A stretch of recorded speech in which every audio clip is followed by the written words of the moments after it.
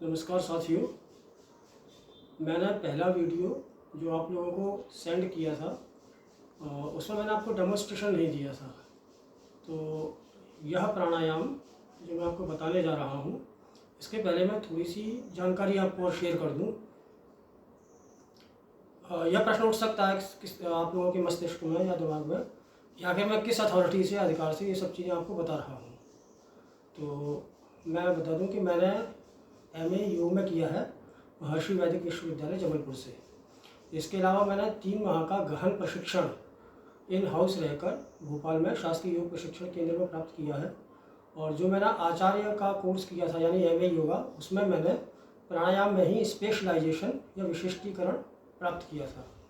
तो प्राणायाम के बारे में ही हम चर्चा कर रहे हैं। प्राणायाम एक ऐसी विधा है जिसे एक स्वस्थ व्यक्ति कर सकता है, अस्वस्थ व्यक्ति भी कर सकता है। और प्राणायाम में कुछ नहीं है, सिर्फ रिदमिक ब्रीदिंग है। सांसों का ही हम प्रयोग करते हैं, सांसों के साथ प्रयोग करते हैं। और ये हमें किस रूप में और कितने तरीक़ों से लाभ पहुंचाता है, तो इसको हम देखेंगे। तो अभी मैं आपको जो प्राणायाम बताने जा रहा हूँ वह एक कॉम्बो है, यानी कि इसमें अनुलोम विलोम प्राणायाम और भ्रामरी प्राणायाम, इनका मिक्स है, इनका कॉम्बिनेशन है। तो दोनों के ही लाभ हमें इससे प्राप्त होते हैं। तो मैं वह प्राणायाम आपको बताने जा रहा हूँ जो मैं करता हूँ, और इसके करने के लाभ क्या होंगे इसके बारे में बाद में चर्चा करेंगे। तो पहले हम इसको देखते हैं। तो सबसे पहले, जैसा कि मैंने अपने पहले वीडियो में बताया था, हम प्राण मुद्रा लगाएंगे। प्राण मुद्रा में हमारी अंतिम उंगली यानी कनिष्ठिका, उसके साथ की उंगली यानी अनामिका, ये दोनों, और अंगूठी का टिप्स, ये हम इनको जेंटली टच करेंगे। बहुत फोर्सफुली इनको प्रेस नहीं करना है, जस्ट टच देम जेंटली। ये 2 उंगलियां हमारी खाली रहेंगी, इनको हम इस तरह से रख लेंगे। अब ये मैं थोड़ी देर के लिए हटा रहा हूँ। अब हमारा पोस्चर कैसा रखना है, तो पोस्चर जैसा कि मैं बैठा हूँ सुखासन में, इसमें हम बैठ सकते हैं, या कोई भी जो हमको कंफर्टेबल है हम उसमें कर सकते हैं। जिनको बैठने में असुविधा हो कुर्सी पर बैठकर भी कर सकते हैं। तो मैं एक दूसरी मुद्रा आपको बताने जा रहा हूँ बैठने की, जिसको मैं फॉलो करता हूँ। 2 मैं आपको बताऊँगा, मैं कभी एक फॉलो करता हूँ, कभी दूसरी फॉलो करता हूँ। आपको जो उचित लगा वो कर लेना, उनके अपने एडवांटेजेस हैं, उनके अपने लाभ हैं। तो सबसे पहले हम बात करेंगे स्वस्तिक आसन, यानी स्वस्तिक जैसा आसन। तो ये जो मेरा अपना राइट फुट है, वो लेफ्ट फुट यानी लेफ्ट लेग की ये जो खाली जगह है, ये जो गैप पड़ता है यहाँ घुटने के नीचे, इसको यहाँ प्रेस किया, इसको नीचे किया, और इसको दूसरे घुटने के इसमें से निकाल लिया। अब ये मेरे पैर इंटरलॉक्ड हैं। तो हमारा जो फ्लो ऑफ एनर्जी है, बॉडी का जो फ्लो ऑफ एनर्जी है, वो अब बाहर नहीं जा रहा है, इनवर्ड है। क्योंकि हमारी जो एनर्जी है, यदि जो शरीर से बाहर जाती है, वो तो या तो उंगलियों के पोरों से जाती है या पैरों से जाती है, और मैक्सिमम जाती है हमारे देखने से। तो प्राणायाम में हम स्वस्तिकासन यदि फॉलो करेंगे, यदि हम ये मुद्रा लेंगे, ये मुद्रा लेंगे, या ये मुद्रा लेंगे, जो भी लेंगे, तो हमारा जो बॉडी का फ्लो है वो इनवर्ड रहेगा, और उससे हमें अधिक लाभ प्राप्त होगा। और आंखें हम बंद करते हैं। प्राणायाम की पहली और सिर्फ एक ओनली वन कंडीशन है, वो यह कि हमारी रीढ़ स्ट्रेट रहनी चाहिए, सीधी। कंधों को बहुत ज़्यादा तानना नहीं है, कंधे शिथिल अवस्था में रहेंगे, पर हमारी जो स्पाइन है वो बिल्कुल स्ट्रेट रहेगी, जैसे कि आपको मेरे इस पोस्टर से मालूम पड़ रहा होगा। ठीक है, अब मैं स्वस्तिकासन में आपको करके बता रहा हूँ। स्वस्तिकासन में यदि आपको कठिनाई हो, जैसे किसी के अभ्यास नहीं है तो ये कठिनाई हो सकती है, तो एक और सरल आसन है जिसका मैं अभी आपको प्रयोग कर रहा हूँ। तो ये मैंने लेफ्ट फुट लिया और इसको अपने यहाँ ऐसे प्रेस, फोर्सफुली इसको अंदर तक प्रेस कर लिया। दूसरे पैर को मैंने सिंपली ऐसे रख लिया। ये कहलाता है अर्ध सिद्धासन। सिद्धासन तो बहुत कठिन होता है, और ये अर्ध सिद्धासन है, ये आसान है, और इसको हम यहाँ ये फील होना चाहिए। तो अब मैं प्राणायाम शुरू करने जा रहा हूँ। अनुलोम विलोम और इसको भ्रामरी के साथ कॉम्बिनेशन करना है। तो भ्रामरी का प्रयोग हम जब करते हैं जब हम श्वास छोड़ते हैं, और अनुलोम विलोम में हम एक नाक के एक नस में से श्वास लेंगे और दूसरे से छोड़ेंगे। तो इनिशियली राइट हैंड से हम राइट नोस्ट्रिल से स्टार्ट करेंगे। तो मेरी आंखें बंद हैं, प्राण मुद्रा लगी हुई है, मैं अर्ध सिद्धासन की स्थिति में हूँ। और अब आप देखना, मैं इसके 3 या 4 साइकिल करूँगा। मैं शुरू करने जा रहा हूँ।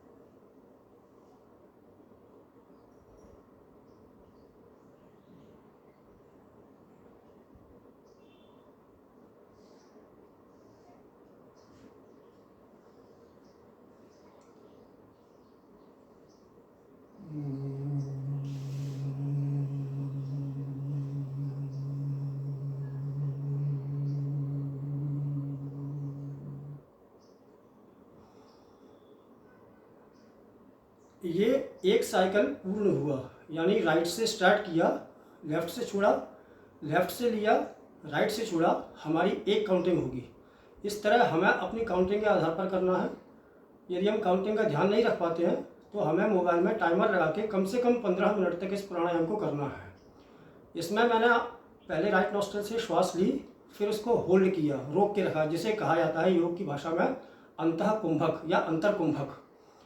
ये जो कुंभक है यही फ़र्क पैदा करता है। फ़र्क पैदा होता है डीप ब्रीदिंग, यानी श्वास हमारी फेफड़ों से होते हुए हमारे पेट तक, जिसे हम बेली कहते हैं, वहाँ तक जाए और वहाँ हम उसे कुछ देर रोक के रखें। जो हम रोक के रखते हैं वही मैटर करता है, और फिर हम उसको वापस दूसरे नथुने से धीरे धीरे छोड़ेंगे। अब इसमें दिक्कत क्या होती है, जब आप शुरुआत में करेंगे तो जब आप श्वास को रोक के रखेंगे और उसे छोड़ेंगे, रिलीज़ करेंगे, तो बहुत जल्दी फोर्स फूल जाएगा। हमें उसे कंट्रोल करना है। जैसे घोड़ा भाग रहा हो और हम उसकी लगाम पकड़ के रखें, या हम इसे कुत्ते को घुमाने ले जाते हैं और वो भाग रहा है तो हम उसको लगाम को पकड़ के रखते हैं रस्सी से, तो हमको धीरे धीरे उसको रिलीज़ करना है।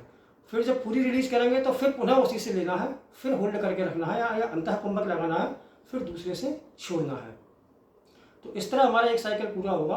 आप 10 की, 15 की, 20 की काउंटिंग में कर सकते हैं, जो काउंटिंग आपको सूट करती हो, मन को अच्छी लगती हो। इसके अलावा यदि काउंटिंग में हम ध्यान नहीं रख पाते हैं तो डजेंट केयर, आप मोबाइल में टाइमर लगा के कम से कम 15 मिनट तक इस प्राणायाम को करें। अब इसमें सावधानियाँ समझ लें। और मैं अभी अर्ध सिद्धासन की स्थिति में हूँ, प्राण मुद्रा मेरी लगी हुई है। जिनको हाई बीपी है, जिनको कोई हार्ट की प्रॉब्लम है, जिनका ऑपरेशन हुआ है, महिलाएं जो प्रेगनेंसी के दौर से गुजर रही हैं, उनको यह प्राणायाम करना है, पर बिना अंतर कुंभक के, यानी बिना श्वास को रोके। वो मैं आपको एक डेमो करके बता रहा हूँ। उसमें भी मैं डीप ब्रीदिंग करूँगा, स्लो करूँगा, पर मैं कुंभक नहीं लगाऊंगा। आप देखिएगा।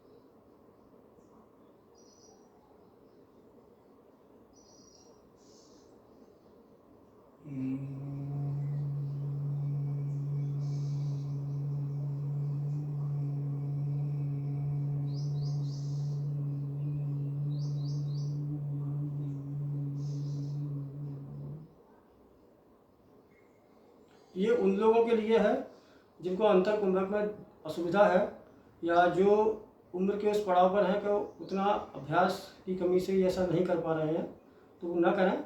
और होल्ड करने का जहाँ तक प्रश्न है, तो आपकी अपनी क्षमताओं पर निर्भर है। आप देख लें, ये आपको अपने करने से समझ में आ जाएगा। तो सभी सावधानियों के साथ इस प्राणायाम का 15 मिनट सुबह, 15 मिनट शाम को प्रयोग करें। इसके परिणाम क्या होते हैं वो ज़्यादा डिटेल में ना बता दूँ, मैं इतना कहूँगा। और मानसिक रूप से वेल बीइंग स्टेट में, यानी स्वस्थ रखेगा, यानी आपको स्वयं में ही स्थित रखेगा। और यदि आप अस्वस्थ हैं तो ये आपको स्वस्थ कर देगा। स्वस्थ का अर्थ सिर्फ शारीरिक रूप से स्वस्थ होना ही नहीं होता, हमारा मन भी स्वस्थ होना चाहिए। यदि हम प्राणायाम करेंगे तो हमारा शरीर और मन दोनों ही संतुलन में रहेंगे। तो आप इसका अभ्यास कीजिए और इससे लाभ प्राप्त कीजिए। इसके बाद और भी एडवांस्ड लेवल के बहुत से प्राणायाम हैं जिन्हें मैं करता हूँ, और उसका परिणाम ये है मेरे जीवन में कि सामान्यतः मैं किसी भी वायरल डिजीज़, फ्लू या अन्य किसी बीमारियों से ग्रस्त नहीं होता हूँ। मेरे घर के सदस्य, मेरे रिश्तेदार, मित्र, परिचित जिनके संपर्क में आता हूँ, वो अक्सर बीमार हो जाते हैं जब भी कोई वायरल फ्लू या इस प्रकार की असुविधा, सीजन चेंज होता है। तो मैं यूजुअली नहीं होता हूँ, पर इसका अर्थ ये नहीं है कि मैं नहीं हो सकता हूँ, वो पॉसिबिलिटी रहती है। ये अभ्यास ये निर्भर करता है कि मेरे द्वारा भी नियमित किसका अभ्यास, इस प्राणायाम का कितना अभ्यास किया जा रहा है। सीधी सी बात यह है, the more you practice the more you get benefits.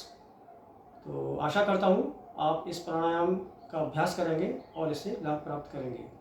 अगले प्राणायाम के बारे में हम अगली वीडियो में चर्चा करेंगे। धन्यवाद।